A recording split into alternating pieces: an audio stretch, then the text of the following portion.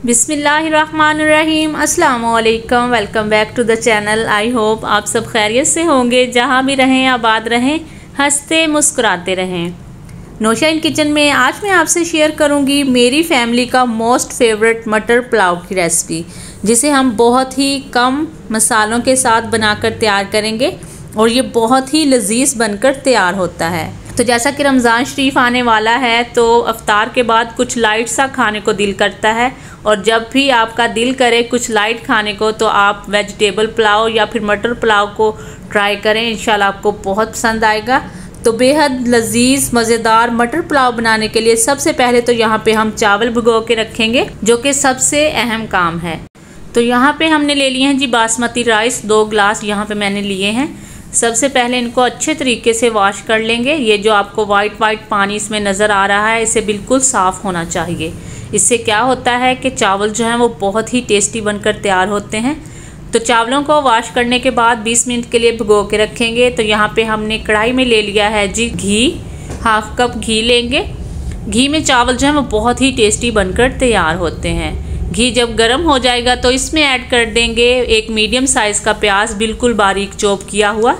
इसको हमने ज़्यादा फ्राई नहीं करना। जब ये हाफ फ्राई हो जाएगा तो 2 टेबलस्पून इसमें ऐड कर देंगे जी अदरक और लहसुन का पेस्ट। जब तक अदरक और लहसुन का पेस्ट फ्राई होगा तब तक प्याज को भी बहुत ही अच्छा सा कलर आ जाएगा। मटर पुलाव जो है वो बहुत ही कम स्पाइसेस के साथ हम बनाकर तैयार करेंगे। तो देखिए जी यहाँ पे बहुत ही अच्छा सा कलर आ चुका है। इस पॉइंट पे हम इसमें ऐड करेंगे जी 1/4 कप पानी।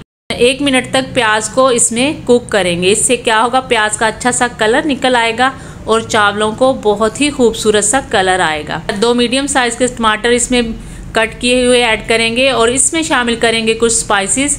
1 टेबलस्पून नमक, 1 टीस्पून सुरख मिर्च और 1 टीस्पून ही मिक्स गरम मसाला भुना हुआ इसमें ऐड करेंगे। कोई ज़्यादा स्पाइसेस हमने इसमें ऐड नहीं करने, लाइट सा पुलाव बनाकर तैयार करेंगे। लेकिन एक मज़ीद चीज़ जो कि इसके टेस्ट को बढ़ा देगी वो इसमें ऐड करेंगे, वो है जी चिकन पाउडर। ये ऑप्शनल है, अगर आप चाहें तो इसे स्किप भी कर सकते हैं, लेकिन ऐड करेंगे तो बहुत ही ज़बरदस्त सा टेस्ट आएगा। जब मसाले अच्छे से कुक हो जाएंगे तो इसमें ऐड कर देंगे जी मटर, और मटर को 3 से 4 मिनट अच्छे से भून लेंगे ताकि ग्रेवी का ऑयल जो है वो ऊपर आ जाए। तो यहाँ पे देखिए जी मटर अच्छे से भून चुके हैं। 2 अदद हरी मिर्चें कट करके भी इसमें ऐड कर देंगे। ऑयल ऊपर आ जाएगा तो इसमें ऐड कर देंगे जी पानी। 2 गिलास मैंने चावल लिए थे और 20 मिनट हो गए हैं चावलों को भिगो के रखे हुए। तो यहाँ पे मैं 3 गिलास इसमें पानी ऐड करूँगी। एक बार इसे अच्छे से मिक्स करेंगे। तो इसी पॉइंट पे आपने नमक चेक कर लेना है। अगर आपको कम लगे तो आप मज़ीद इसमें ऐड कर सकते हैं। 1 टीस्पून मज़ीद नमक मैं इसमें ऐड करूँगी। स्पाइसेस जो है वो आप अपने अकॉर्डिंग ही इसमें ऐड करें, जितने आपको पसंद हो। तो पानी को बॉईल आने देंगे। पानी में जब बॉईल आना स्टार्ट हो जाएगा तो इसमें ऐड कर देंगे चावल, जो कि हमने पहले ही भिगो के रखे हुए थे।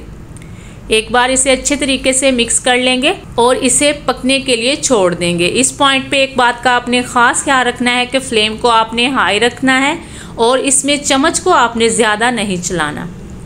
तो लेमन के क्यूब्स भी इसमें ऐड करेंगे। एक बार इसे मिक्स करेंगे और इसे दम पे रख देंगे तकरीबन 15 मिनट के लिए। इसके नीचे तवा रखेंगे और इसे 15 मिनट के लिए दम पे छोड़ देंगे।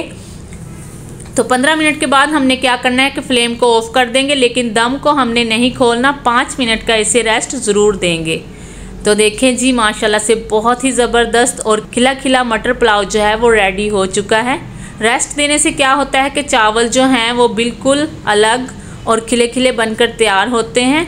बहुत ही टेस्टी ये पुलाव जो है वो बनकर तैयार होता है। धनिया और पुदीने की चटनी के साथ इन्हें सर्व करूँगी। आपने भी इस रेसिपी को रमज़ान शरीफ में ज़रूर ट्राई करना है। बहुत ही लाइट से बनते हैं, बहुत ही टेस्टी बनते हैं। उम्मीद करती हूँ आज की रेसिपी भी आपको पसंद आई होगी। रेसिपी अगर ज़रा सी भी अच्छी लगी है तो इसे लाइक और शेयर कर दें। नौशा इन किचन को सब्सक्राइब भी कर दें। इसी तरह की मज़ीद मज़ेदार, आसान और टेस्टी रेसिपीज़ के लिए नौशा इन किचन पे विज़िट कीजिए। आशा को अपनी दुआओं में याद रखें। अल्लाह हाफिज़।